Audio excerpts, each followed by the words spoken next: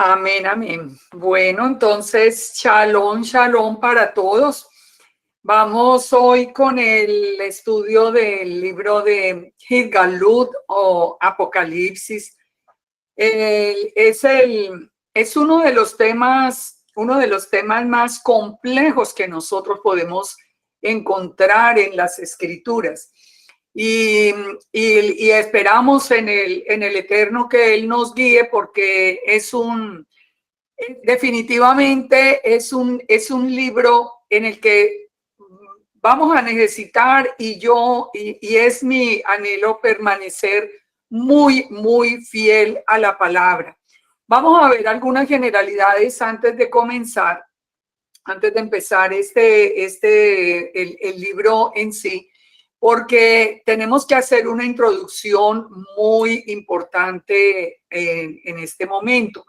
El libro de Apocalipsis nos dice en Apocalipsis 22:6, en el capítulo 22:6, estas palabras son fieles y verdaderas.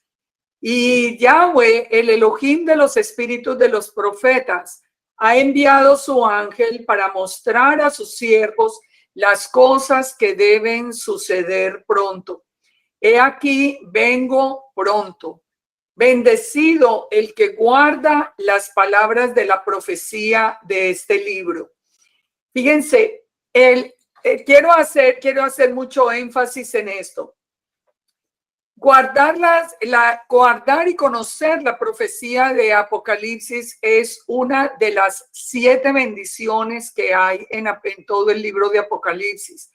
Y en Apocalipsis 22:18 nos hace una advertencia que definitivamente la vamos a tener en cuenta a lo largo de todo el estudio, en todas estas semanas en que vamos a estar tratando el tema.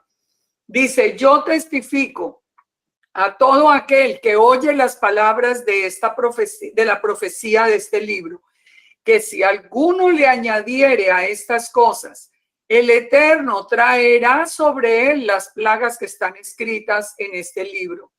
Y si alguno quitare de las palabras del libro de esta profecía, Yahweh quitará la parte del libro de la vida y de la santa ciudad y de las cosas que están escritas en este libro.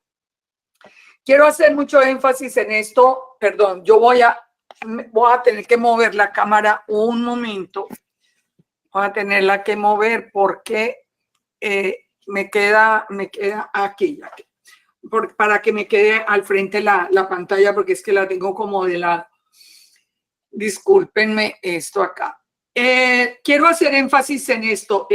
Apocalipsis toda la vida se ha prestado para muchísima especulación. Y se añaden y se quitan cosas de acuerdo a la revelación que se va teniendo con los tiempos. En el estudio que yo estoy proponiendo hoy sobre este libro, vamos a ir verso por verso, vamos a ir haciendo la conexión con el Tanakh, porque esa era la conexión que nosotros nunca habíamos hecho, pero vamos a tratar de ser lo más estricto posible, de nunca ni añadir, ni quitar, ni inventar. Hay muchas cosas de este libro de Apocalipsis que nosotros no entendemos. O sea, no podemos decirla exactamente en qué va a consistir. Eso es lo que quiero evitar, que entremos en especulación. Cuando nosotros no entendamos, nosotros vamos a ver la posibilidad que hay, pero nos vamos a quedar simplemente conociendo la profecía para reconocerla en el momento en que se den las cosas en la realidad y podamos verla. Ya vamos a ver un ejemplo de esto que les estoy diciendo. La palabra Apocalipsis, que en griego es la palabra apocalipsis o revelación, significa lo que se está revelando, se está revelando algo que estuvo oculto. Esto es, por eso en inglés se le puso más bien la palabra revelación. y tiene que ver con lo que se está revelando en la medida en que van pasando los tiempos. Aquí viene la explicación de lo que les decía. Muchas veces nosotros tenemos que entender que los profetas anunciaron cosas que ellos no las podían entender. Ellos solo repetían las palabras que el Eterno les estaba inspirando. Ahora, llega el tiempo en que las cosas se entienden. Un ejemplo viene con el profeta Daniel. El profeta Daniel anunció que el tiempo final, él debía cerrar el libro hasta el final, y que al final dice él que la ciencia aumentaría y todos correrían de aquí para allá. Y si nosotros nos vamos al tiempo de Daniel, nosotros tenemos que entender que para ellos entender esas palabras tenía que ser muy difícil cuando no había no había mucha movilidad en el mundo. Pero no, y la ciencia realmente era muy limitado lo que la ciencia podía hacer. Hoy nosotros podemos interpretar ese tiempo cuando vemos no solamente la velocidad con que la ciencia avanza, sino la movilidad que hay alrededor del mundo. Entonces, hay muchas profecías que no hay necesidad de inventar, sino que simplemente las conocemos y las vamos a reconocer en el momento en que se hagan evidentes y que ya salgan a la luz por sí mismas. ¿Por qué tenemos que estudiar nosotros Apocalipsis? ¿Por qué es tan importante estudiar este libro? ¿Y por qué para nosotros específicamente es tan importante? En primer lugar, porque nosotros somos esa generación de la que les estoy hablando, que dice Daniel. Daniel 12:4 dice: cierra las palabras y sella el libro hasta el tiempo del fin. Muchos correrán de aquí para allá y la ciencia se aumentará. Nosotros ya lo vemos. Nosotros tenemos hoy la posibilidad de recorrernos el mundo en momentos, porque tenemos los medios para hacerlo, de correr de un país a otro, de norte a sur, de este a oeste. No tenemos ningún problema y la ciencia, como les decía, ha aumentado de una manera extraordinaria. En segundo lugar, tenemos que estudiarlo porque nosotros somos la generación que vio reverdecer la higuera. En Mateo 24:32 nos dice: de la higuera aprended la parábola.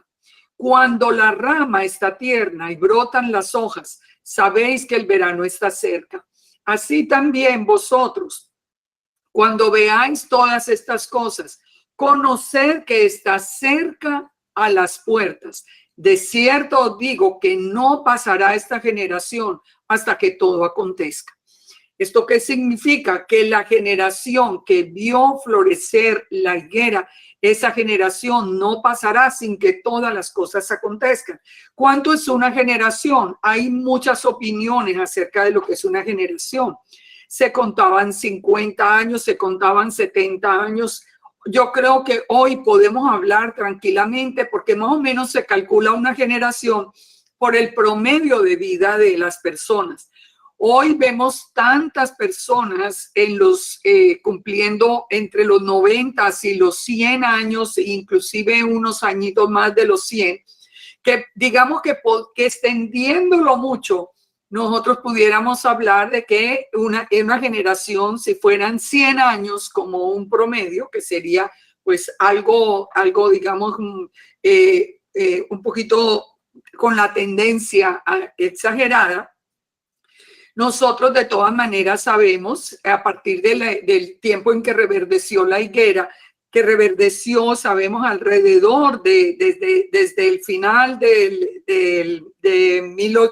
al principio de 1917 hasta 1948, cuando ya Israel definitivamente fue declarada una nación que nacía en un día tal como había sido anunciado. Ese es el punto donde se considera que la higuera reverdeció. No solamente Israel volvió a ser un estado que le pertenece al pueblo del Eterno, sino que también se empieza a dar toda la, digamos que la infraestructura para que la casa de Israel se levantara como se está levantando hoy. Nosotros sabemos que somos parte de esa última generación, esa generación que vio reverdecer o que le tocó el reverdecimiento de la higuera cuando brotan esas hojas. En tercer lugar, nosotros sabemos que somos los de este tiempo anunciado porque somos la generación, perdón, si cierran los micrófonos les agradezco, que somos la generación de la restauración de Israel. Recordemos que en Hechos 1:6, los discípulos, la última pregunta que le hicieron a Yeshua fue esa: ¿restaurarás el reino a Israel en este tiempo? Y Yeshua les contestó: no os toca a vosotros saber los tiempos o las sazones que el Padre puso en su sola potestad.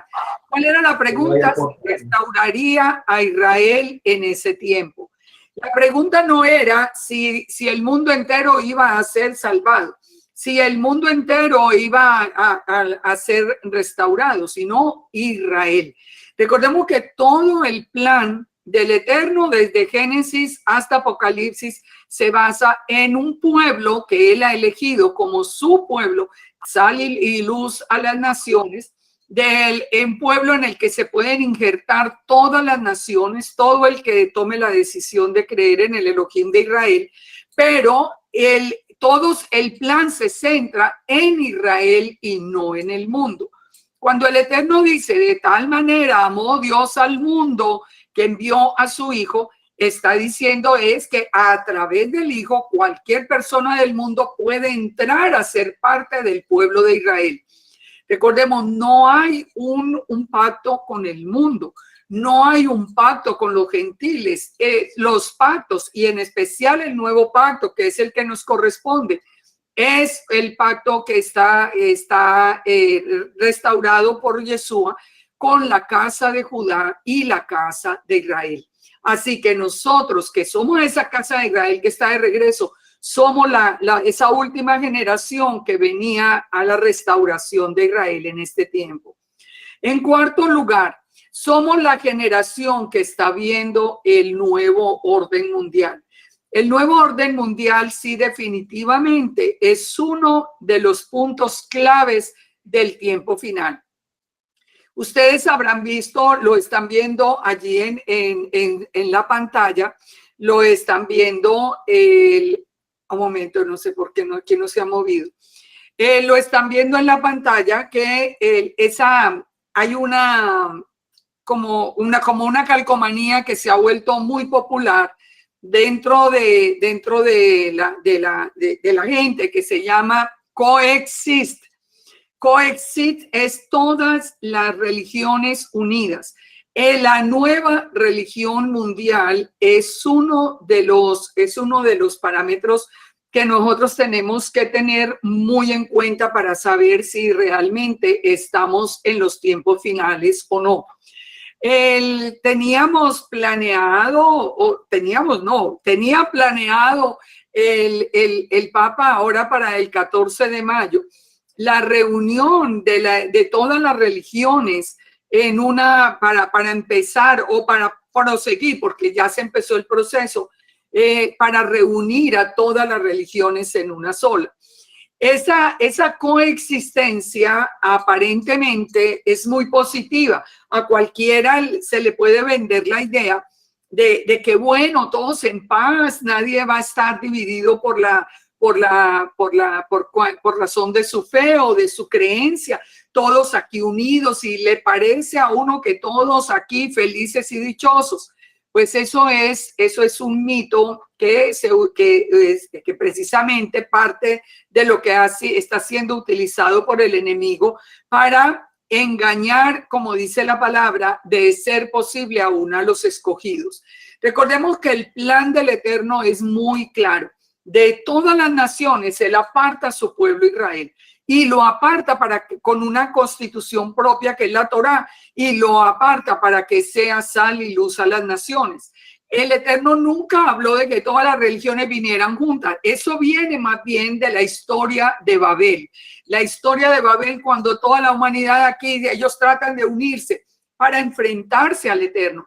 Porque esta unión de diferentes dioses, de diferentes creencias, ¿qué es lo que trae como a dónde apunta? Apunta al humanismo. Porque no va a ser que uno de los dioses, o sea, no es que todo el mundo va a ir detrás de Alá, o todo el mundo va a ir detrás del Eterno, o todo el mundo va a ir detrás de un Buda.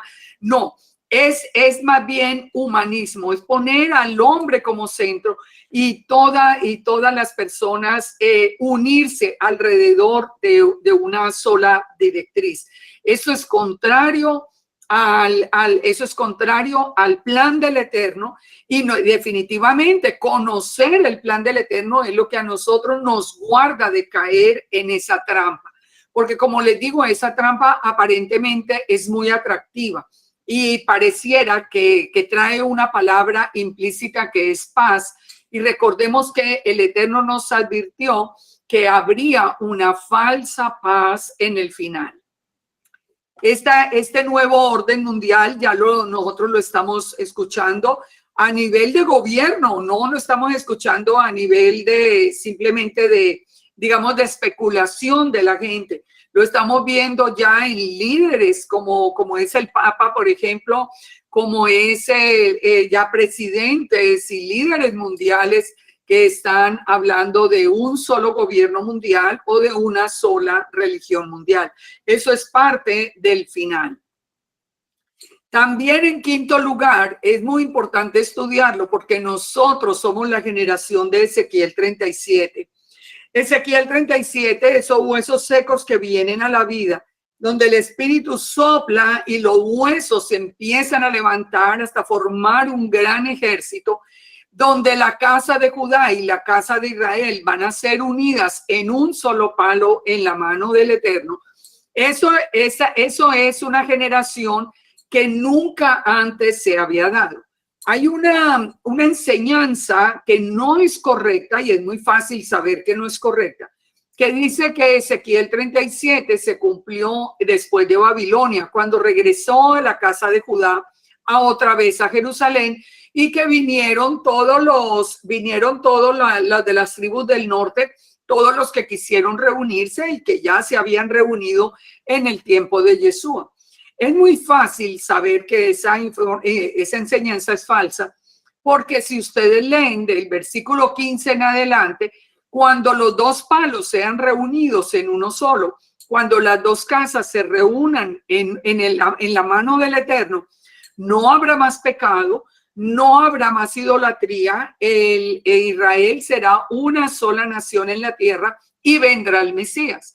Entonces, David será rey sobre el territorio de Israel. Es decir, hay una cantidad de señales que sabemos que no se cumplieron en aquel tiempo. Cuando Yeshua vino, el pecado abundaba en Israel. Nosotros sabemos que la causa de la destrucción del templo precisamente fue la lepra que había sido detectada en el templo por tanto pecado.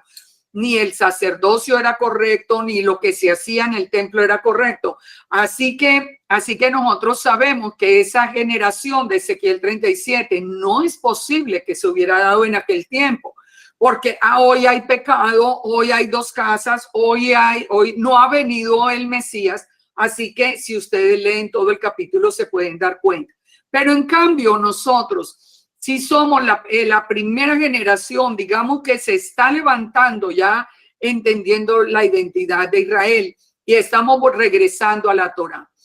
Somos entonces, en sexto lugar, estudiamos esto como una parte nuestra, como algo en lo que tenemos que preparar, porque somos la generación que está anunciada en el libro de Apocalipsis, que es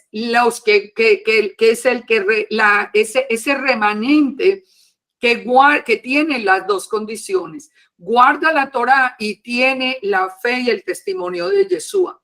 Esa generación nunca se había dado.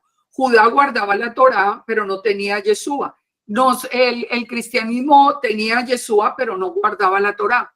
Solo nosotros en este tiempo cumplimos con ese requisito, que además vamos a ver que no es un requisito final, sino un requisito que se había perdido desde el tiempo de Juan, cuando comienza la revelación de Apocalipsis. Pero nosotros somos esa generación anunciada que ya nos estamos preparando para hacer ese remanente que va a ser recogido. ¿Por qué? Porque nosotros guardamos la Torá y tenemos la fe de Yeshua. Lamentablemente estamos viendo muchas personas que unos que por un lado están dejando a Yeshua, el Yeshua que les fue revelado lo están dejando para convertirlo simplemente en un hombre más o en un rabino más. Y por otro lado vemos esa enseñanza de las 7 leyes de Noah, que es una enseñanza de odio, que es una enseñanza que tuerce el camino de Israel. Pero nosotros, los que estamos aquí reunidos, que entendemos que somos la casa de Israel, que volvimos a la Torá y que creemos que Yeshua es un ejad con el Eterno, como lo vamos a ver hoy con pruebas suficientes, somos entonces esa generación que está lista para ser recogida como el remanente final. Ahora, para nosotros comprender el libro de Apocalipsis, tenemos que tener en cuenta varias cosas. La primera, hay una diferencia muy grande entre lo que es la mente griega y la mente hebrea. Las profecías no se encuentran en orden cronológico. Fíjense, nosotros en la mente griega que aprendimos que la vida era lineal. Nacemos, crecemos, nace, crece, se reproduce y muere. Es una línea. Eso era lo que nos decía a nosotros la mente griega. En cambio, cuando nosotros empezamos a conocer la mente hebrea, nosotros nos damos cuenta que la mente hebrea revelada por el Eterno siempre nos va a decir que es circular. Todo lo que fue será, no hay nada nuevo debajo del sol. El Eterno nos pone siempre a girar sobre el mismo eje. Vamos celebrando las fiestas nos ayudan a estar pendientes de ese tiempo final de Apocalipsis, porque nos va pasando a lo largo del año por toda la estructura anunciada en la fiesta. Nos trae a pesa para que recordemos la salida de Egipto y nos preparemos para el segundo éxodo. Nos trae a los primeros frutos, nos trae a Shavuot para recibir el primer fruto, la nueva vida, la resurrección. Nos trae a Shavuot para recibir la unción del Ruach de santidad. De ahí nos va a llevar hasta el Yom Teruah cada año para que estemos listos por si ese es el año en que Yeshua va a regresar. En cada Yom Kippur nos está preparando para ese tiempo de juicio al mundo y llegamos a Sukkot, donde nosotros cada año estamos recordando y preparándonos para el día de las bodas del Cordero. Entonces, fíjense cómo el Eterno nos lleva, si nosotros seguimos las fiestas como están ordenadas, sin darnos cuenta, vivimos preparados para el momento en que el remanente sea recogido.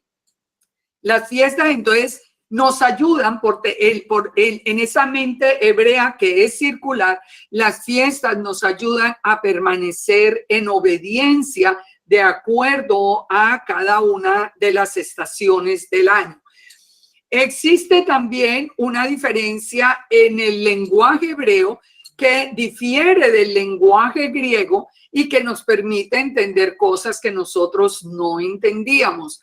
Vamos a ver algunos ejemplos muy, muy simples que nosotros ya los hemos captado y que definitivamente nos ha ayudado a ver las escrituras de otra manera. Por ejemplo, esa expresión como ladrón en la noche. Como el ladrón en la noche en la mente griega es como si fuera sin ruido, como con mucha cautela, porque nosotros tenemos la idea del ladrón en la noche como el que entra así casi que caminando en puntilla para que nadie se despierte hasta que finalmente sorprende a la gente.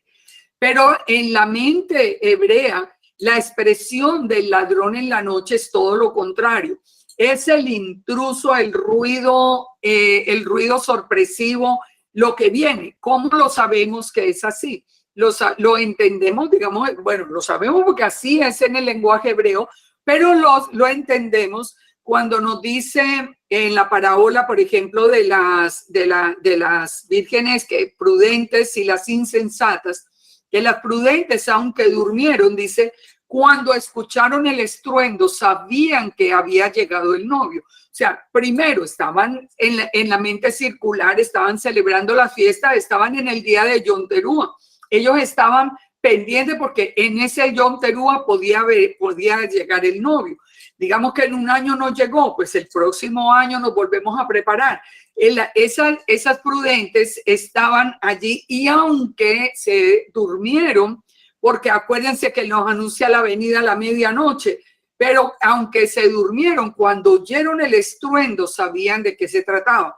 Entonces, ahí en esos detalles pequeños nosotros nos damos cuenta de una diferencia que nos ayuda a comprender lo que nosotros vamos a vivir en un tiempo que nadie conoce. Muy importante determinar esto. Nadie conoce el día ni la hora. Esto fue ordenado por el Eterno. Ni siquiera Yeshua decía, solo el Padre lo conoce el día y la hora. ¿Por qué es importante saber esto? Porque hay mucha especulación con fechas. La especulación con las fechas ha hecho que muchas personas pierdan la fe, digamos, en las escrituras. No existe ningún calendario que sea exacto. Así como en el calendario que nosotros manejamos habitualmente, que es el calendario de Roma, no viene contando exactamente y literalmente los años desde Yeshua, ¿no? Ahí han habido cambios en esos calendarios. Digamos que por consenso estamos en el 2020, pero igual eso no es una fecha fija. Lo mismo pasa con el calendario hebreo. Por eso ustedes ven que se habla del año, inclusive hay muchos que hablan ya del año 6000 y pico. Nadie sabe el día ni la hora. ¿Cuál es el propósito de que nadie lo supiera? Que nosotros estuviéramos preparados. Esa es la idea del Eterno. Que nosotros estemos preparados en el momento en que ocurra. No que simplemente si nos dijeran es dentro de 10 años o dentro de 15 años, pues nos vamos a meter en el mundo por unos años tratando de estar pendientes hacia el final y eso no va a resultar. Otra expresión que nosotros teníamos muy distinta, la hemos entendido en la expresión el fin de la ley. Cuando Pablo dice que el fin de la Torá es el Mesías, se había interpretado el fin como la conclusión, ya se acabó, ya no hay más ley, ¿sí ve? Por eso ya se acabó la Torá, está abolida. Aquí dice que el fin de la Torá es el Mesías ya vino, entonces se acabó la Torá. En la mente hebrea, el fin es el propósito o la meta. El propósito de la Torá es encontrar al Mesías. Esos son solamente dos ejemplos muy simples, porque pues ese no es el tema de entrar ahora en lo que es realmente la diferencia entre la mente hebrea y la mente griega. Pero básicamente vamos a tomar en cuenta esto. El hecho de que la mente hebrea sea circular. ¿Por qué? Porque cuando nosotros estudiamos la palabra y estudiamos todo lo que pasó en el primer éxodo, vamos a saber lo que va a pasar en el futuro en el segundo éxodo y nosotros somos las personas que vamos a ser sacadas de los 4 puntos cardinales de la tierra para ser llevados en el segundo éxodo. Otro punto que es muy importante para poder comprender Apocalipsis es que tenemos que entender que Apocalipsis o revelación es el final de toda una historia de amor del Eterno por su pueblo, del Eterno por la novia que es Israel. Fíjense, cuando nosotros estábamos en la iglesia, el criterio que teníamos sobre Apocalipsis era muy diferente. Muchas personas ni siquiera lo conocían nunca se interesaron en el libro, porque siempre la enseñanza era, bueno, antes de que ese final venga, entonces la iglesia va a ser raptada y va a ser llevada al cielo. Era como si la iglesia permaneciera en el cielo esos 7 años, viendo cómo el juicio venía sobre el mundo y muy específicamente sobre la casa de Judá, que era la que se reconocía solamente como parte de Israel. Todo eso ha cambiado en la mente ahora en este regreso a la casa. Primero porque ya entendemos que nosotros somos parte de ese pueblo, que nosotros somos la casa de Israel que está de regreso. Segundo, porque ya entendemos que nadie va al cielo, ni nadie va para el cielo, ni nadie ha ido al cielo, ni nadie va a ir al cielo. Ya entendemos que eso no es un concepto bíblico. Nosotros ya sabemos que no hay ese rapto de esa iglesia. Nosotros ya entendemos cuando hoy volvemos a la misma escritura, porque no necesitamos irnos por allá a versiones extrañas. En la misma Biblia que tuvimos toda la vida, solamente que hoy tenemos los ojos abiertos porque el Eterno ya nos quitó el velo que teníamos hasta que se cumpliera el tiempo de los gentiles. Y por otra parte, estamos entendiendo lo que es la mentalidad hebrea. Entonces, ¿qué es Apocalipsis? No es la iglesia por allá esperando que se hiciera el juicio al mundo. Porque fíjense una cosa bien interesante. Ese tema del rapto tenía digamos que una zona de mucha confusión, porque se suponía que esa iglesia volvía con Yeshua, y si ya estaba en el cielo, ¿para qué iba a volver a la tierra? Y si venía a la tierra, ¿dónde iba a reinar? En Jerusalén. Si Jerusalén le pertenecía, según la iglesia, era a la casa de Judá. O sea, había una cantidad de cosas que nunca se resolvieron, pero finalmente nosotros hemos entendido a través de tener la identidad correcta y de regresar a la Torá y de saber que somos parte del pueblo del Eterno, tenemos ahora la manera de entender perfectamente, como lo vamos a ver en todo este libro de Apocalipsis, verso a verso. Ahora, fíjese, ¿cómo fue el proceso? El Eterno separó a Israel, el pueblo, a partir de la bendición que le da a Abraham, y le promete a Abraham que su descendencia y esa bendición alcanzará hasta lo último de la tierra. De ahí comienza toda esa historia de amor. ¿Y por qué lo digo de amor? Pues porque es el esposo buscando a la novia, es Israel es la novia.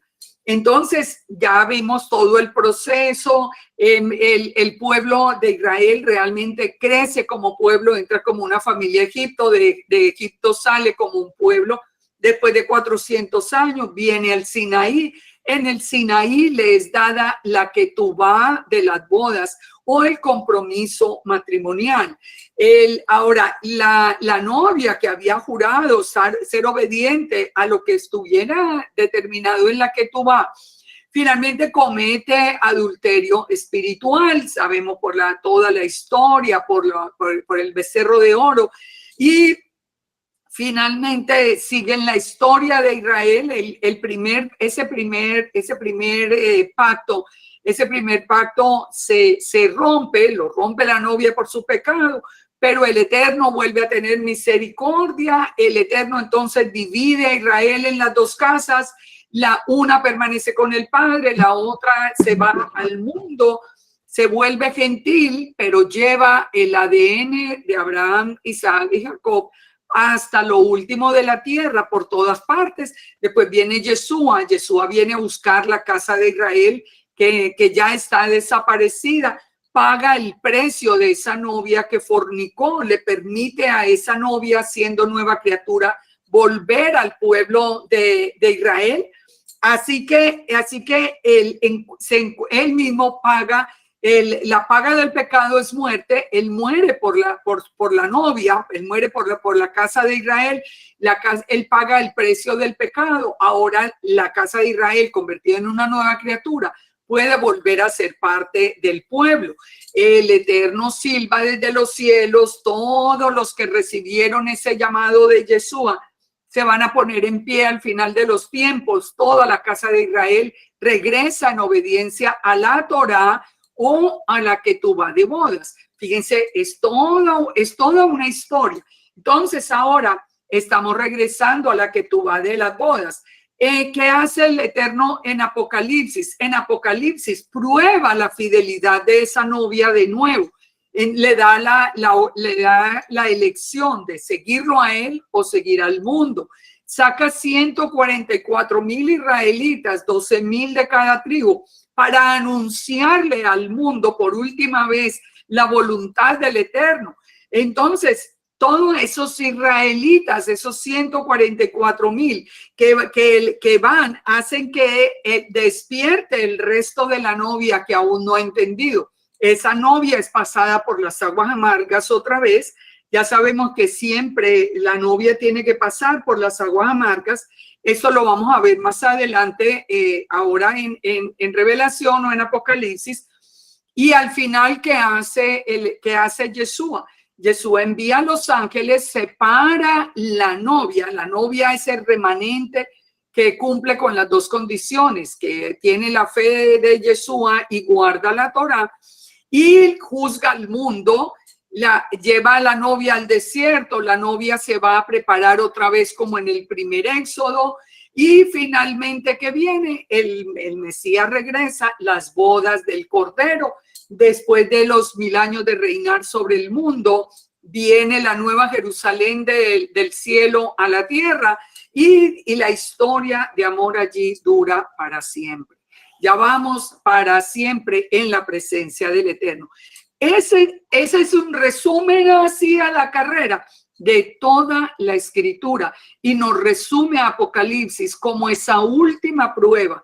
Recuerden, Yeshua renueva el pacto con su cuerpo y con su sangre, con la casa de Israel y la casa de Judá, y ahora viene el tiempo final de la prueba para sacar finalmente ese remanente. Entonces, fíjense, ¿cuál era el problema que nosotros teníamos para entender Apocalipsis? ¿Cuál era el problema que nosotros teníamos? Que el novio no era judío, no era de Israel. Nosotros teníamos un novio que se había gentilizado.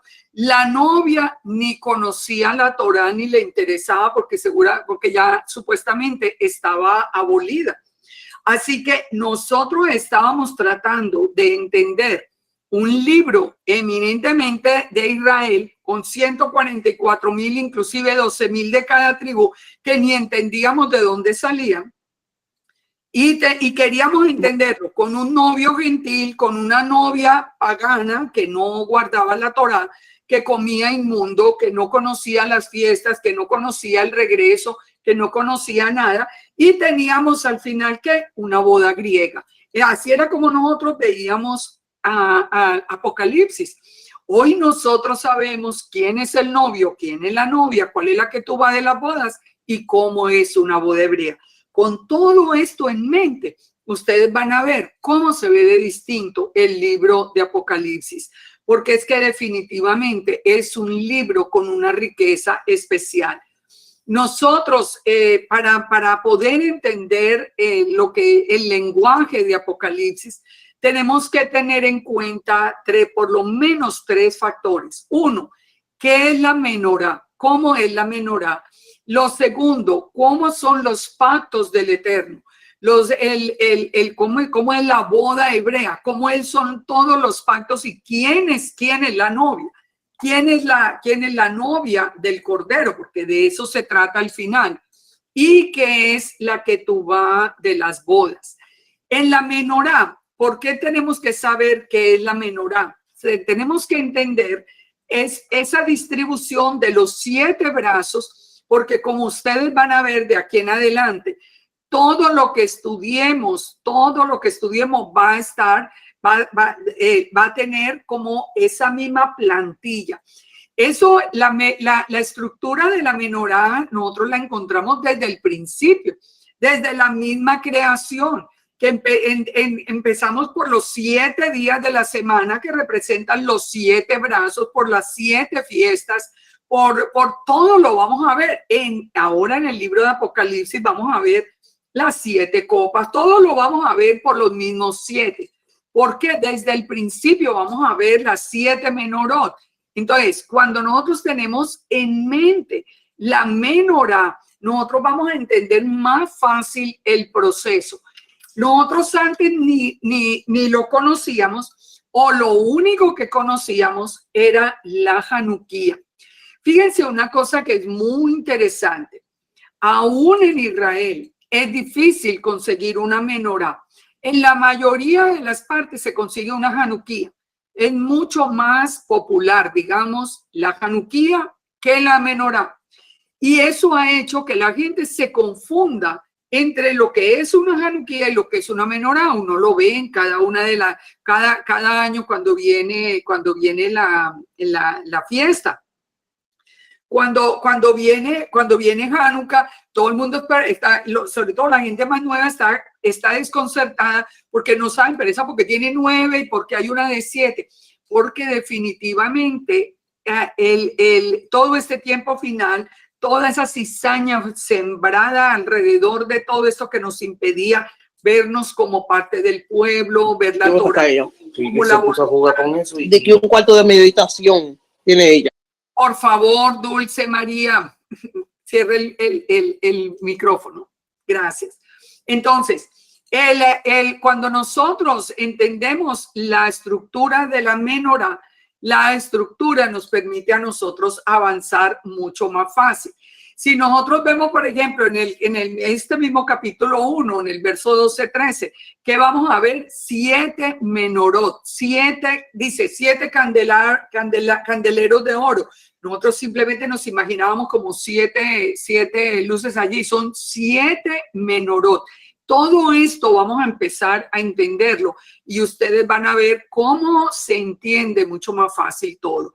¿Quién estaba en medio de las 7 menorot? Estaba Yeshua, uno semejante al Hijo del Hombre. Esto lo vamos a ver ahora más adelante. Decíamos que también es importante entender lo que es la ketubá de las bodas.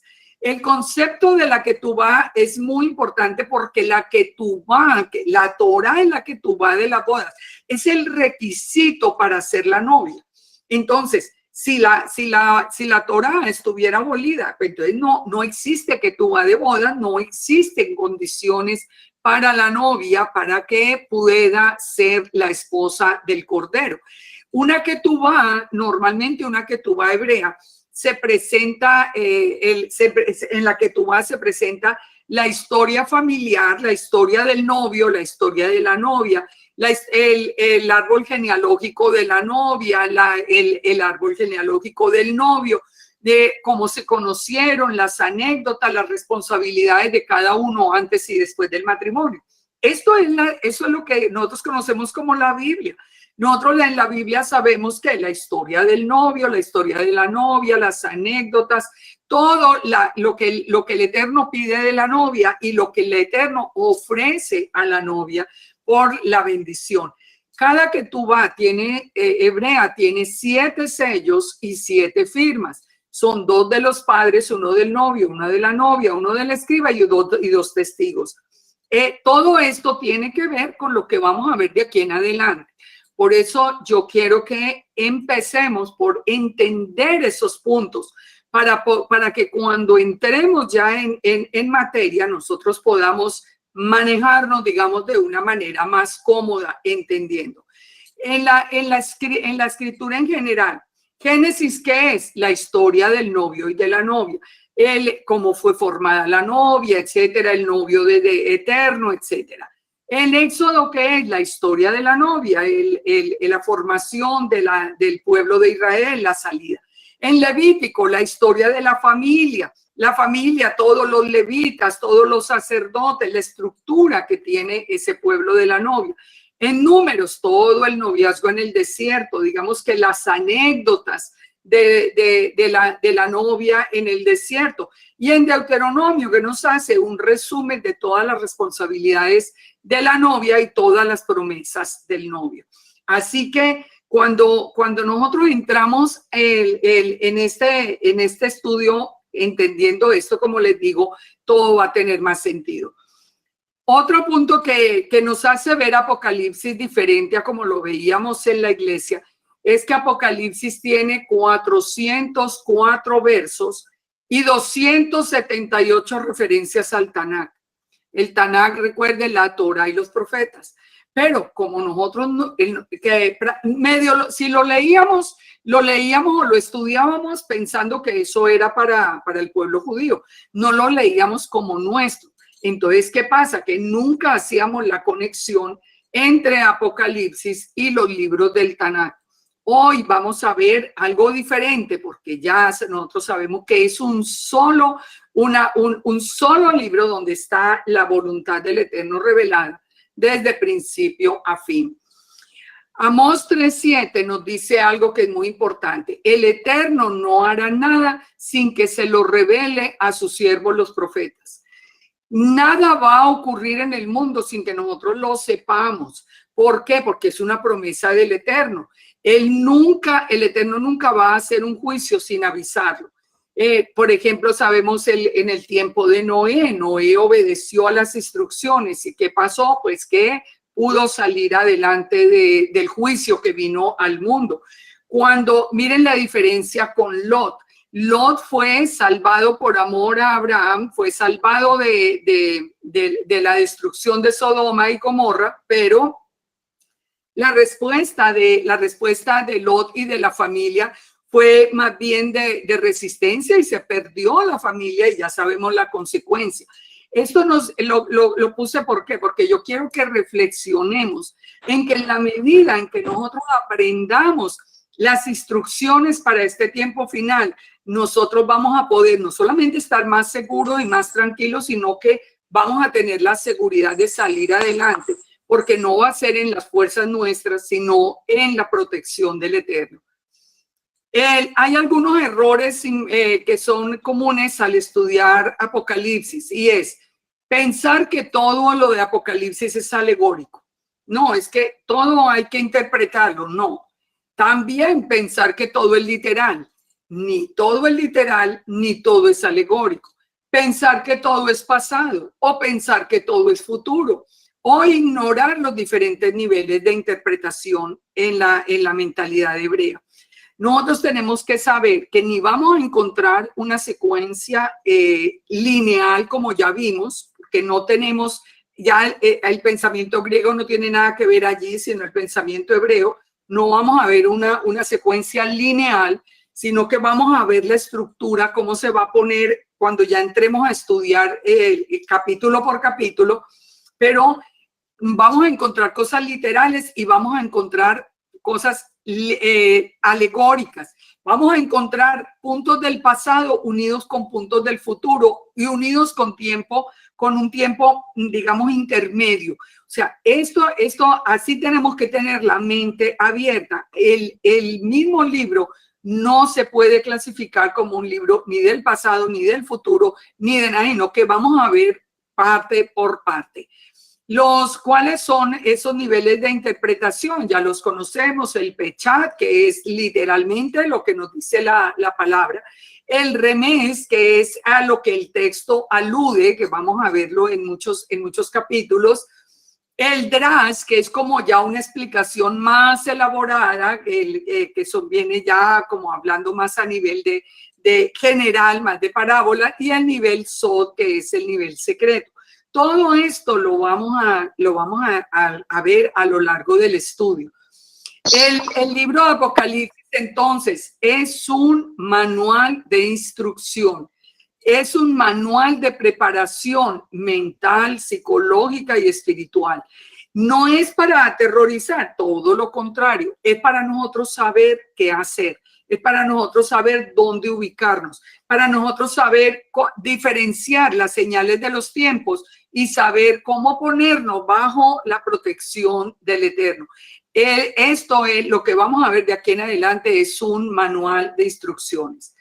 En el capítulo 1, que es el que tenemos hoy, En el verso 3 nos dice que bendecido el que lee y los que oyen las palabras de esta profecía y guardan las cosas que están escritas, porque el tiempo está cerca. Entonces, ¿qué nos está diciendo?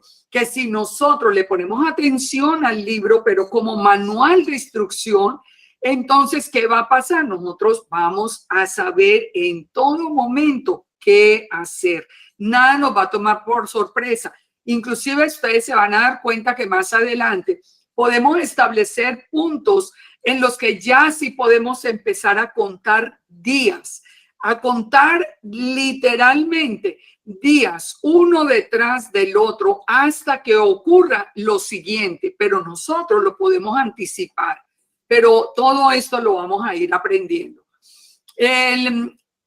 Nosotros aprendimos muchas distorsiones por no seguir precisamente las instrucciones al pie de la letra lo que nos dice la palabra.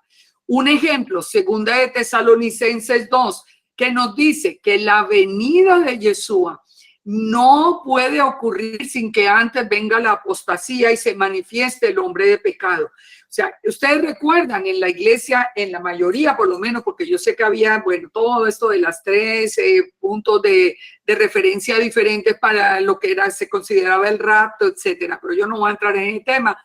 Pero normalmente se hablaba de que no, nos íbamos antes de todo, antes de que comenzara todo el final. No nos vamos a ir a ninguna parte. Primero se va a ver el levantarse, la manifestación del hombre de pecado, del antimesías, porque Yeshua solo viene después y todo el pueblo y todo será recogido después de la manifestación del antimesías.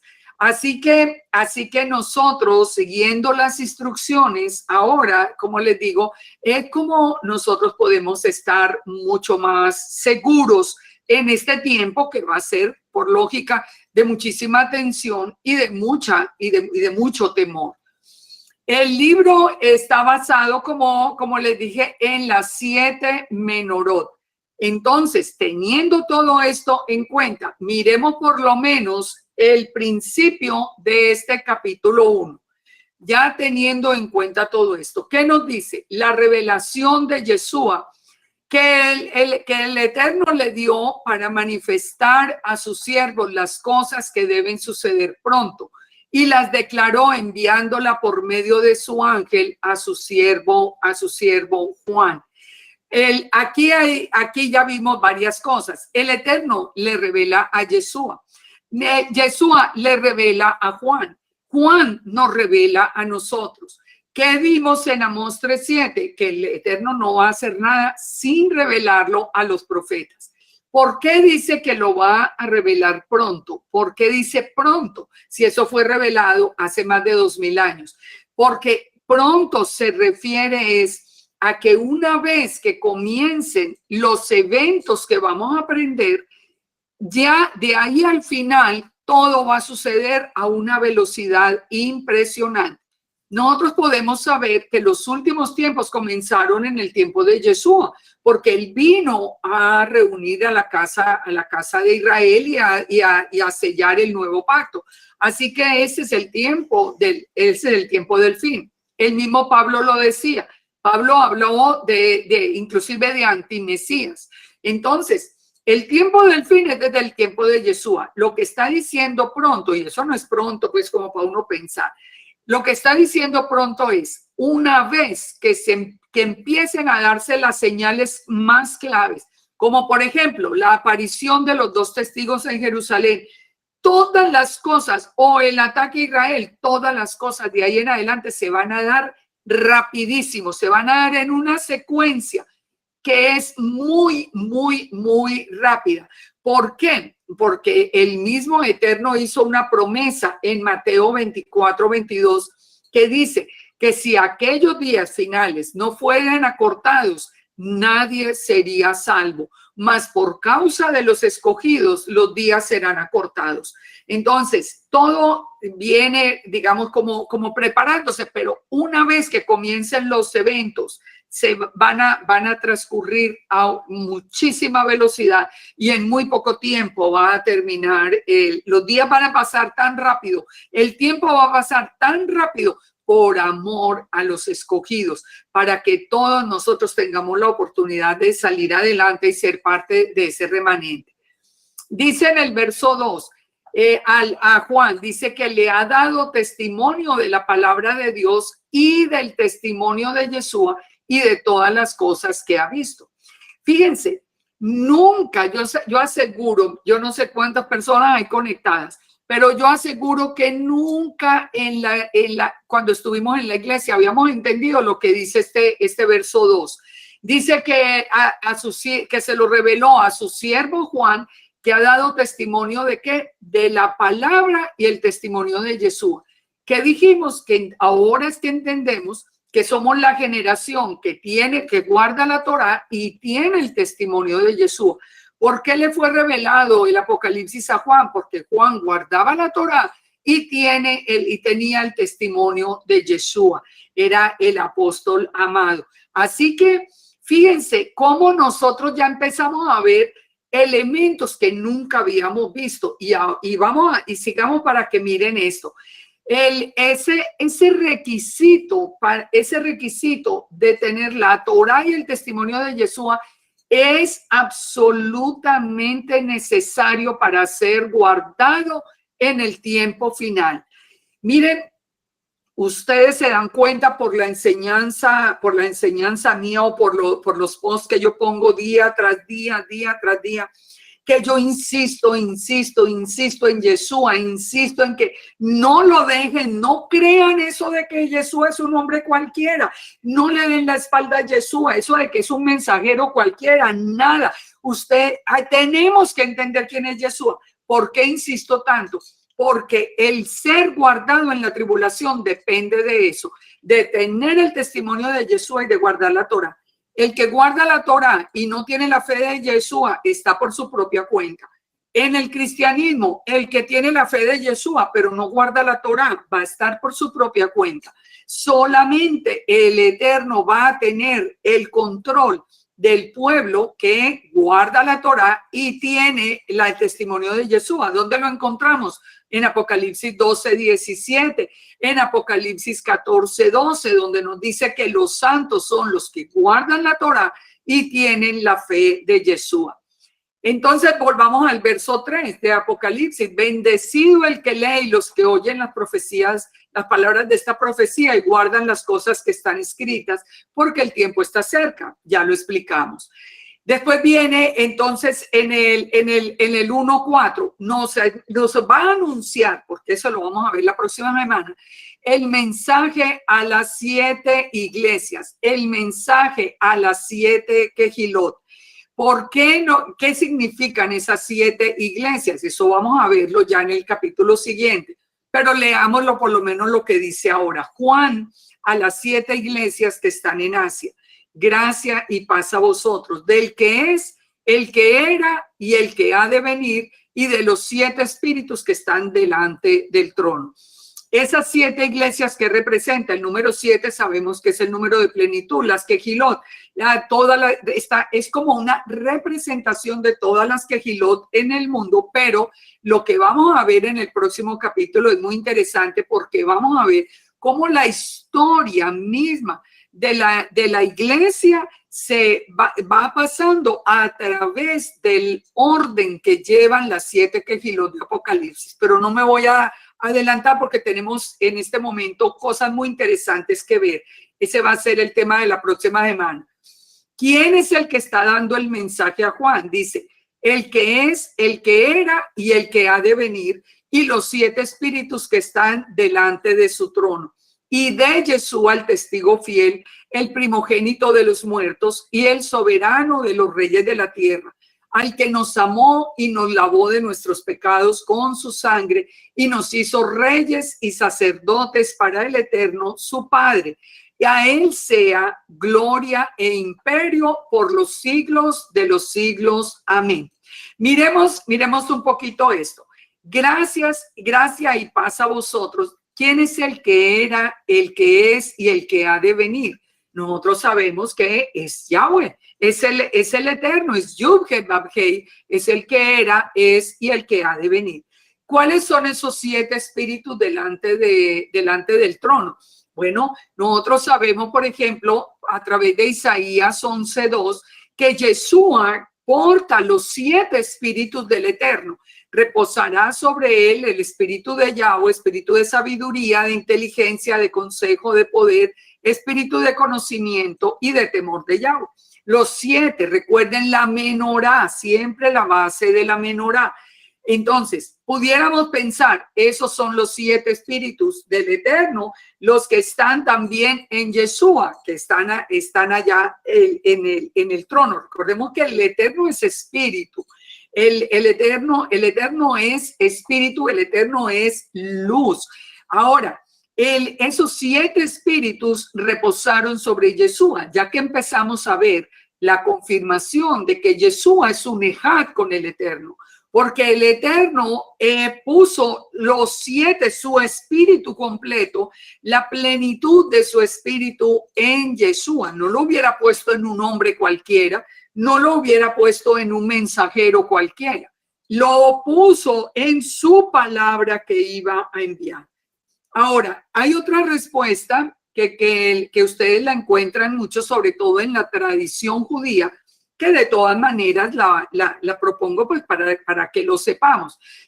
¿Quiénes serían esos 7 espíritus delante del trono? Los 7 arcángeles de los que nos habla la tradición judía, basado en el libro de Enoc. Eso ya no es basado en la escritura, pero nos habla de que hay 7 arcángeles: Gabriel, Mijael, Rafael, Uriel, Raguel, Remiel y Saraquel. Esto es, como les digo, la tradición, pero vamos a ir resumiendo todo para que tengamos, digamos, que de cómo analizar y de dónde escoger. Nos sigue diciendo, y de Yeshua, o sea, del que es, el que era y el que ha de venir, del Eterno, con los 7 espíritus, y de Yeshua, el testigo fiel, el primogénito de los muertos, el soberano de los reyes de la tierra. ¿Qué significa la palabra testigo fiel? La palabra en griego, recordemos que el Nuevo Testamento o el Pacto Renovado fue escrito en griego. Hay traducciones ahora hebreas, pero son traducciones simplemente del griego. No es que se tengan originales. Es la palabra testigo fiel en griego, es la palabra mártir. Así que cuando dice que Yeshua, el testigo fiel, Yeshua, el mártir, el que dio la vida por nosotros. Por eso dice también el primogénito de los muertos. ¿Por qué es primogénito de los muertos si muchos resucitaron antes que Yeshua? Porque los que resucitaron antes que Yeshua volvieron a morir, como todo el mundo. Todos tienen que morir, y una sola vez, y después el juicio. Ellos resucitaron, pero murieron después. El mismo Lázaro, nos dice la palabra que los fariseos lo mataron pocas semanas después. Lo buscaron ya para matarlo.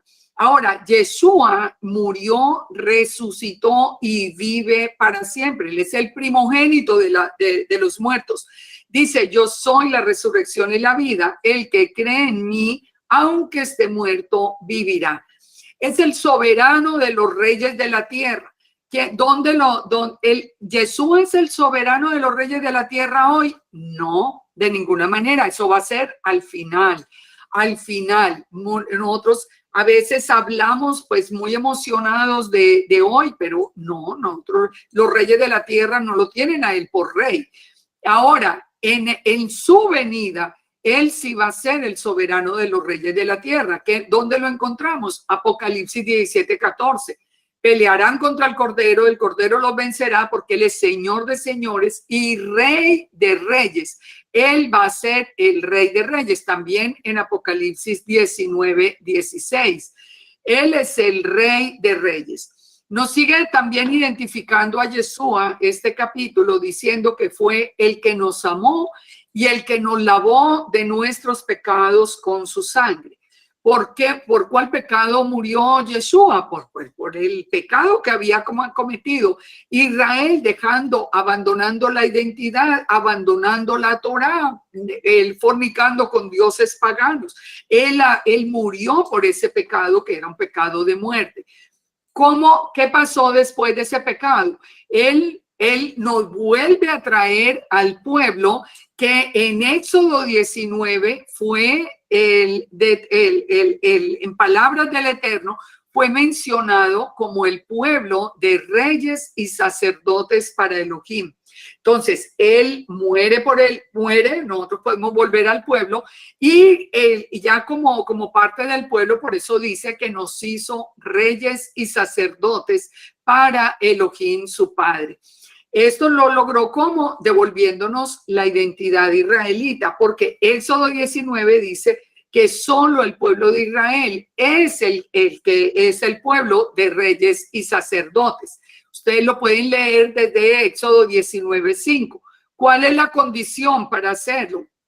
Si ustedes le dan oído a mi voz y si ustedes guardan mi pacto, es decir, si ustedes escuchan mi Torá, escuchan mi voz y guardan la Torá, guardan el pacto, ustedes serán mi especial tesoro, porque mía es la tierra, y vosotros me seréis un reino de sacerdote y gente santa. Estas palabras se las dirás ¿a quién? A los hijos de Israel. Esas palabras no son para una iglesia gentil, ni son para el mundo, ni son para nada. Nosotros tenemos que enfocarnos en Israel, porque como les dije al principio, la restauración no es para el mundo, es para Israel. A él, entonces termina diciendo, a él sea la gloria, el imperio por los siglos de los siglos. Amén. Dice el verso 7, he aquí que viene con las nubes. Aquí nos sigue hablando de Yeshua. De Yeshua, ¿qué nos dice? Que va a venir con las nubes. Por eso en Mateo nos dice, si decía el mismo Yeshua, si les dicen que está en el desierto, allá no vayan. Si les dicen que está en tal sitio, no salgan. ¿Por qué? Porque nos está advirtiendo que Él viene en las nubes y que todo ojo lo verá. Hoy nosotros podemos entender, por ejemplo, cómo es que todo ojo lo va a ver, porque ya sabemos por los mismos medios de comunicación que tenemos, todo el mundo lo verá. Y también dice, los que le traspasaron y todos los linajes de la tierra harán lamentación por él. Esta palabra que encontramos acá en ese capítulo 1, los que todo ojo lo verá cuando venga y lo verán los que lo traspasaron. ¿De qué nos está hablando? Nos está hablando de Zacarías 12:9, de la profecía. En aquel día, dice, yo procuraré, dice el Eterno, destruir a las naciones que vengan contra Jerusalén. Y derramaré sobre la casa de David y sobre los moradores de Jerusalén. Esta es la restauración de la casa de Judá. Y dice que en un solo día toda la casa de Judá conocerá a Yeshua, porque cuando las naciones vengan sobre Israel y ataquen a Israel, la casa de David, que es la casa de Judá, dice, levantarán los ojos al cielo y mirarán a mí, dice Yahweh, Aleph Tab, a quien traspasaron, y llorarán como se llora por hijo unigénito, afligiéndose como se aflige por el primogénito. ¿Quién es el traspasado? Yeshua. Cuando ellos vean el traspasado, ¿qué van a entender? Que Él es Yahweh. Eso es lo que van a entender, porque el Eterno dice, mirarán a mí, Aleph Tab, a quien traspasaron. No son dos distintos. No es que el Eterno es uno y el otro es un mensajero que vino. No, la palabra nos está diciendo muy claro. Ahora nos dice que habrá llanto y que la tierra lamentará cada linaje aparte. Los descendientes de la casa de David, por sí las mujeres, o sea, toda la casa de Judá, separados los hombres de las mujeres, como están hoy en Israel, en el muro de los lamentos. Ellos todos harán lamentación, cada linaje aparte. Por eso Apocalipsis nos está tomando las mismas palabras. Él viene en las nubes, y todo ojo lo verá, y los que le traspasaron y todos los linajes harán lamentación por él. O sea, ellos lo tienen que reconocer antes de que venga. Cuando venga, ellos van a saber, ellos ya lo habrán reconocido.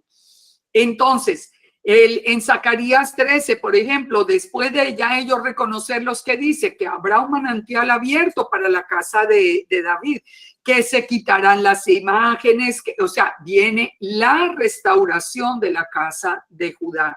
La restauración, ustedes la pueden leer, Zacarías 12, 13 y hasta el 14, que es ya la venida.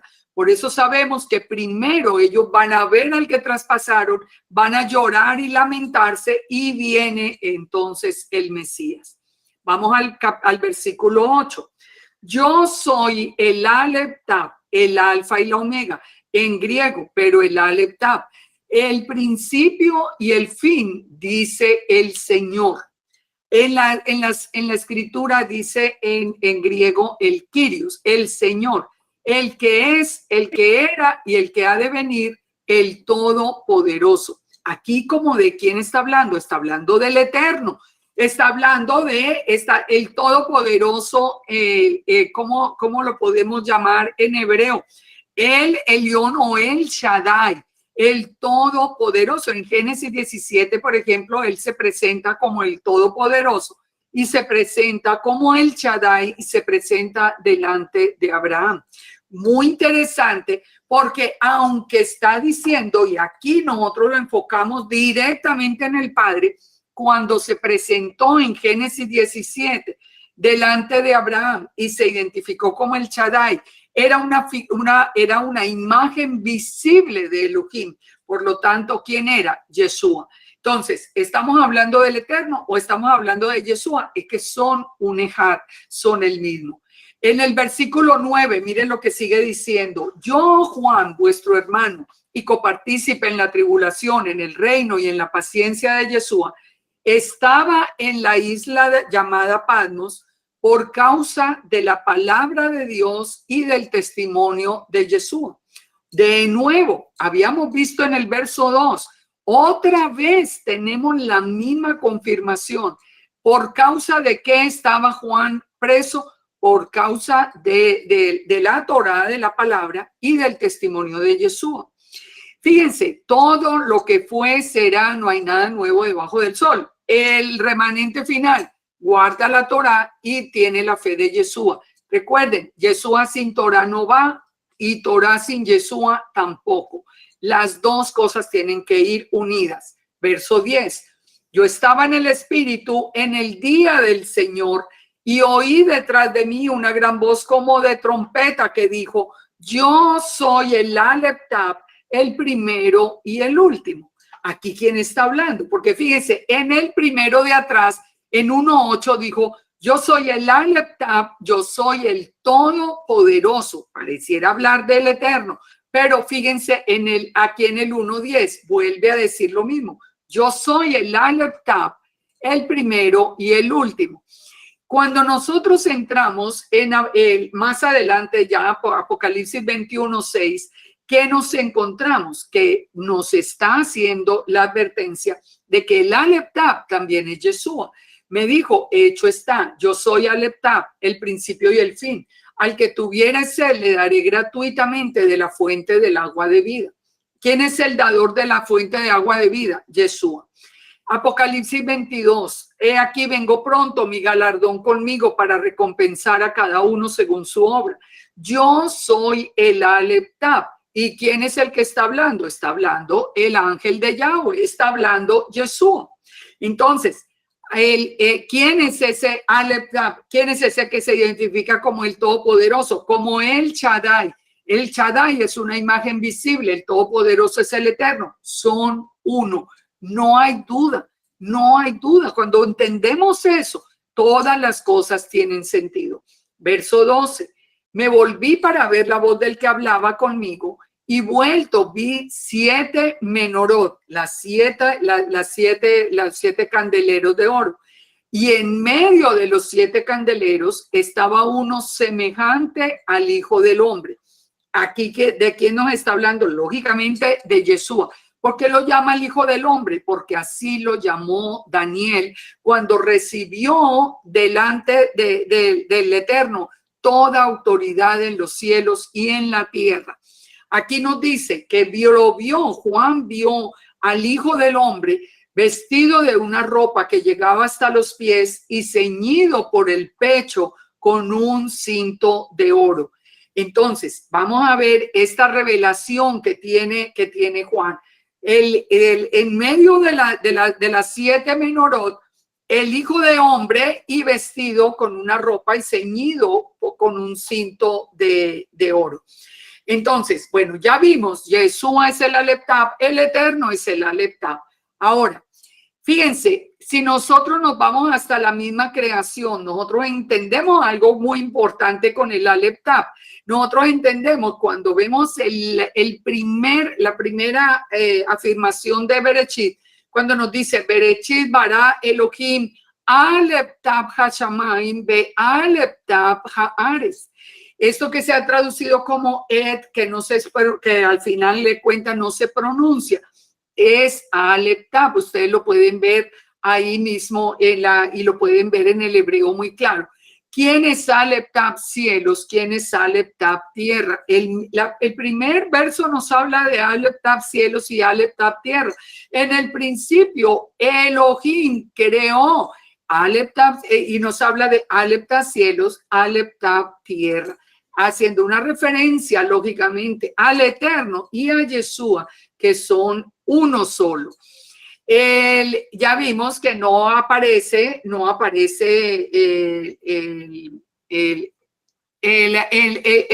cuando se traduce como et, no se lee, y por eso se ha perdido tanto el significado que tiene Aleph Tav. ¿Quién determinó que no se leyera? Pues los hombres, los líderes de la casa de Judá determinaron que no se leyera el Aleph Tav, pero nosotros lo podemos ver hoy y nosotros podemos entender. Fíjense, el Aleph Tav es muy importante para entender esta primera descripción. Se quedó sin sonido, Liliana. Se quedó hace 7 minutos sin sonido. Por favor. No, sí, seguimos escuchando. Se escucha bien. ¿Se oye? ¿Escucha bien? Yo la escucho perfectamente. Estamos escuchando perfectamente, se escucha muy claro. Perfectamente. Se escucha bien. Se escucha bien. No, ahora sí se fue el sonido. Ahora sí se fue. Ahora sí se fue. Ahora sí se fue el sonido. Ahora sí se fue el sonido. Aló. Ahora sí, Liliana. Bueno. Ahora sí, hermana. Miremos la palabra Emet. La palabra Emet, que comienza con el Aleph y termina con la letra Tav, tiene en la mitad la letra Mem. Cuando nosotros analizamos esto a la luz del Ejad que estamos analizando, la letra Aleph, ¿qué significa? El principio, el Dios eterno, la cabeza. Si nosotros le quitáramos la letra Aleph a Emet, ¿qué quedaría? Met, que significa muerte. Vida, tiene que ir el Aleph, el Tav, que es el pacto, y la Mem, que es la letra media, que nos habla también de las aguas, de la fuente de agua viva. O sea, eso es todo un estudio en el que pues no puedo entrar ahorita, pero quería dejarlo para que ustedes vean cómo ese ejad del Aleph Tav es tan importante para nosotros entender todo lo que va a suceder ahora en el libro. La Mem es una fuente cerrada, es una matriz. ¿Qué nos dijo Yeshua? Que el que creía en él, como dice la escritura, de su interior correrían ríos de agua viva. Esto, el Aleph Tav es el eterno, Aleph Tav es Yeshua, la mitad de principio a fin, en la letra de la mitad, en la Mem forman la palabra verdad. Todo está perfectamente organizado y coordinado en el hebreo para darnos el mismo mensaje. En Isaías 41, ¿qué nos dice? Yo, Yahweh, soy el primero y el último. Nos dice que Yahweh es Aleph Tav. Nos dice en Isaías 44:6 que Yahweh es el rey de Israel y que el redentor es Yahweh de los ejércitos.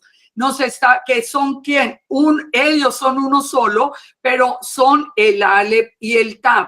Pero el uno es el rey de Israel, el otro es el redentor y Yahweh de los ejércitos es una imagen visible. En fin, ustedes pueden verlo a través de Isaías 48, pueden verlo a través de muchos pasajes que allí les pongo a ustedes, después lo pueden parar para leerlo, para que se den cuenta que el Ejad del Eterno es absolutamente claro en el principio del libro de Apocalipsis, y de ahí nosotros vamos a empezar a tener ese mejor criterio para analizar todo, porque aquí nos está diciendo desde el principio que es el Aleph Tav, que es el Todopoderoso. ¿Qué nos dice en Apocalipsis 9? Dice, ya vimos que está preso por la palabra y bueno, esto ya lo vimos. En Patmos estamos en la isla del mar Egeo, que era usado como un penal, y dice que estaba en el espíritu en el día del Señor. Muchos han interpretado que el día del Señor, que eso era en un Shabbat. No, de ninguna manera. Lo que le está revelando es lo que la Escritura llama el día del Señor. El día del Señor es ¿qué? Es el día final. ¿Dónde lo encontramos? Hechos 2:20. El sol se convertirá en tinieblas, la luna en sangre, antes de que venga el día del Señor grande y manifiesto. Eso no sucede en un Shabbat. Primera de Tesalonicenses 5:2. Vosotros sabéis que el día del Señor vendrá como ladrón en la noche. Segunda de Tesalonicenses 2:2. No se dejen mover como en el sentido de que el día del Señor está cerca. El día del Señor es el día final. Segunda de Pedro. Dice, pero el día del Señor vendrá como ladrón en la noche, en la cual los cielos pasarán con gran estruendo. Entonces, ¿en qué era lo que él dice que él estaba en el día del Señor? ¿Qué quiere decir? Que el Eterno le estaba mostrando a él, le estaba mostrando todo el final. O sea, lo llevó al tiempo final. Dice en el verso 10, yo estaba en el espíritu y oí detrás de mí una gran voz de trompeta que decía, de nuevo, soy el Aleph Tav, el primero y el último. Por eso les digo, ese concepto de Aleph Tav es claro. En el primer capítulo lo repite tanto porque es entender ese Had nos quita una cantidad de errores que teníamos en la interpretación del Apocalipsis. Escribe en un libro lo que ves y envíalo a las 7 iglesias que están en Asia. En medio ya lo vimos, en medio de los 7 candeleros. Ahora miremos la descripción del Hijo del Hombre. Está vestido de una ropa que llegaba hasta los pies, ceñido por el pecho con un cinto de oro. La cabeza y los cabellos eran blancos como blanca lana, como nieve. Pongan atención a estas palabras, recuérdenlas por un momento. Los cabellos blancos como blanca lana, como nieve. Los ojos como llama de fuego. Los pies semejantes al bronce bruñido, refulgente como un horno. Y su voz como estruendo de muchas aguas. Tenía en su mano derecha 7 estrellas. De su boca salía una espada aguda de 2 filos. Y su rostro era como el sol cuando resplandece con fuerza. Ahora, miremos entonces esto. Con ropas hasta los pies y ceñidos con el cinto de oro, ¿de qué nos hablan? De las vestiduras sacerdotales. Eso lo podemos nosotros encontrar en la Torá. La cabeza y los cabellos eran blancos como blanca lana. Miremos la visión de Daniel 7. Pongan atención a esto. Estuve mirando hasta que fueron puestos tronos, en plural, y se sentó un anciano de días, cuyo vestido era blanco como la nieve y el pelo de su cabeza como lana limpia. ¿Quién es el que vio, el que dice de Daniel que vio con los cabellos blancos como la nieve y vestido de blanco? Al anciano de días. ¿Quién es el anciano de días? El Eterno. Pero recordemos, un momentico, el anciano de días, el eterno es espíritu. No tiene forma, no tiene una forma física. Sin embargo, ¿a quién estaba viendo Daniel que lo llama el anciano de día? Porque lo ve con la misma, los mismos cabellos con que Juan está viendo a Yeshua.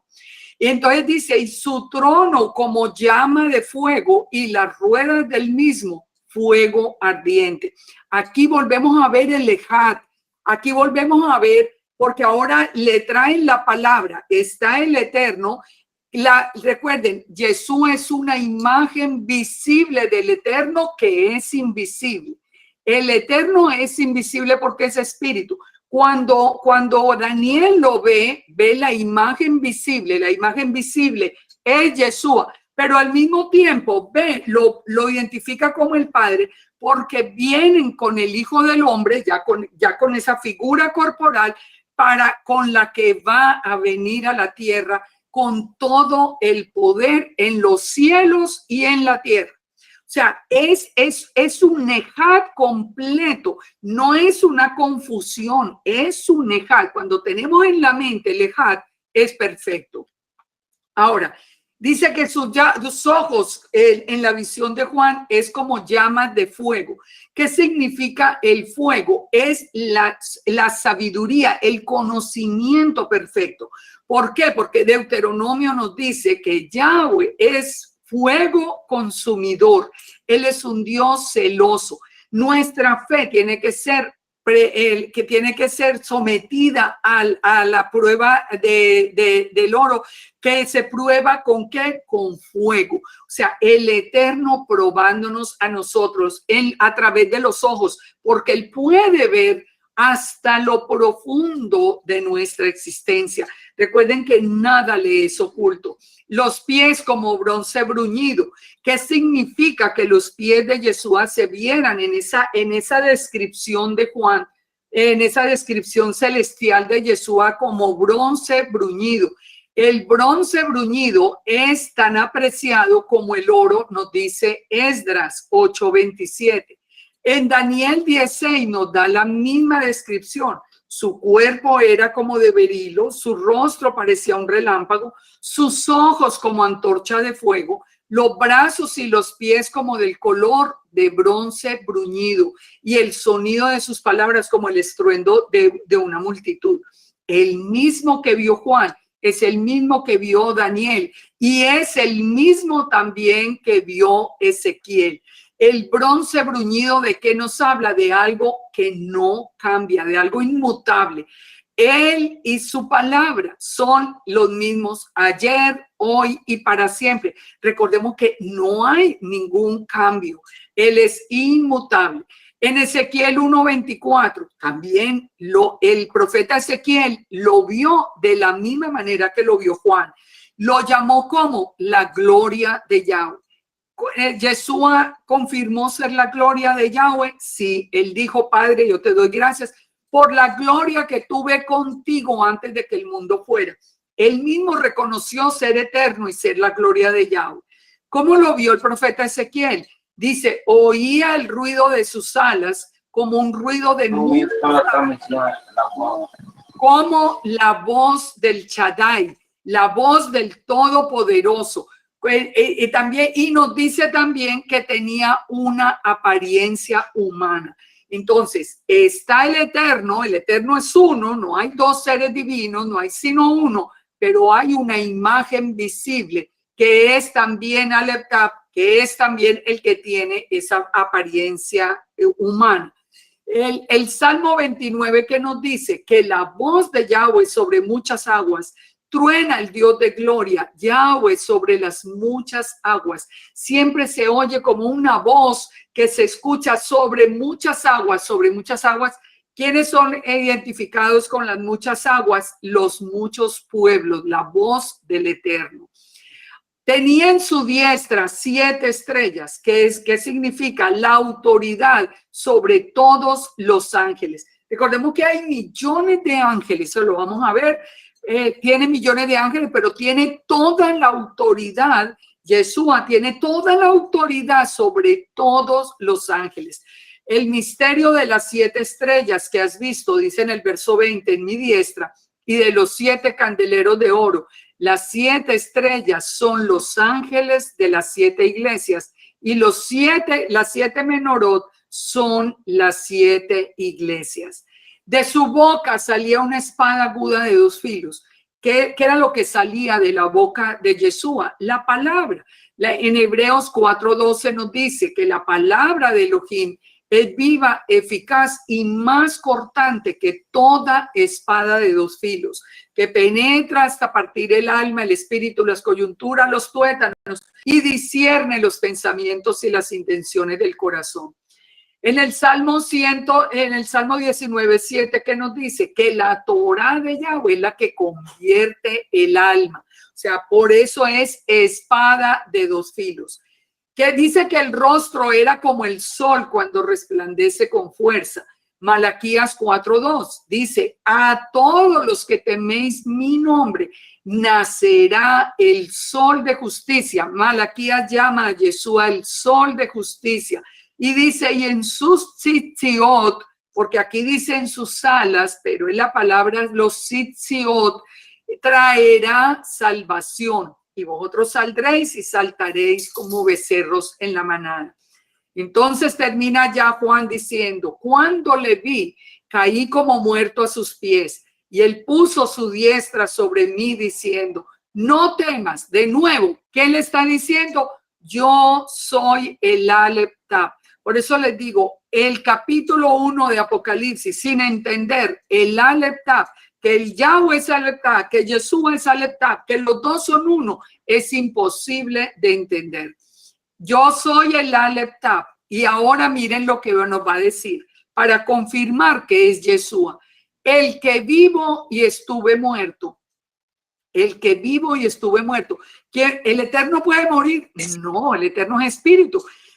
Esa imagen visible, esa en figura de hombre que vino, la palabra hecha hombre, ese fue el que vivió y estuvo muerto. Mas he aquí, dice Yeshua, que vivo por los siglos de los siglos. Amén. Y tengo las llaves de la muerte y del Hades. O sea, esta descripción solo corresponde a Yeshua. Y él empieza por decirnos: soy el primero y el último, soy el Aleph Taf. ¿Qué nos dice Juan 3:13? Nadie subió al cielo, sino el que descendió del cielo, el Hijo del Hombre que está en el cielo. O sea, aquí no está el mismo Juan, está haciendo la referencia. Yeshua bajó del cielo. Por eso no puede ser un hombre cualquiera. Eso es absurdo, eso es una locura. Nadie podía haber subido al cielo sino el que bajó del cielo. Ningún hombre puede ir al cielo ni puede estar en la presencia del Eterno. Entonces sigue diciendo: escribe las cosas que has visto y las que son y las que han de ser después de estas. El misterio de las 7 estrellas que has visto en mi diestra y de los 7 candeleros de oro, otra vez las 7 menorot. Las 7 iglesias son los ángeles, las 7 estrellas, perdón, son los ángeles de las 7 iglesias y los 7 candeleros son las 7 iglesias. Y aquí terminamos este primer capítulo. Este primer capítulo que se nos extendió, pero era que esa introducción había que hacerla. Yo espero que ustedes, porque sé que es demasiada información, que ustedes vuelvan a ver este video, que ya lo vean despacio, que lo vayan como entendiendo, leyendo cada pasaje. Por eso quise que apareciera el PowerPoint, para que ustedes tengan los pasajes allí y ustedes lo confronten. De entender el primer capítulo, el Aleph Taf, el Ejad del Eterno y Yeshua, va a depender que el resto tenga sentido. Si ustedes siguen pensando que son dos distintos, siempre se van a encontrar con una cantidad de contradicciones de aquí en adelante. Solo cuando entendemos que es uno solo, que no es el único Elohim, es Yahweh, y que Yeshua es su imagen visible, su palabra hecha hombre, pero que salió del Eterno y vuelve al Eterno, que es el Aleph Tav, porque el Eterno es el Aleph Tav, que es el Todopoderoso, es el Shaddai, como el Eterno es Todopoderoso, es el Shaddai, pero es que no hay dos, es que es uno solo. Que el Eterno nos bendiga, nos guarde y espero que la próxima semana ustedes con anticipación lean el próximo capítulo para que entremos a analizar esas quejilot.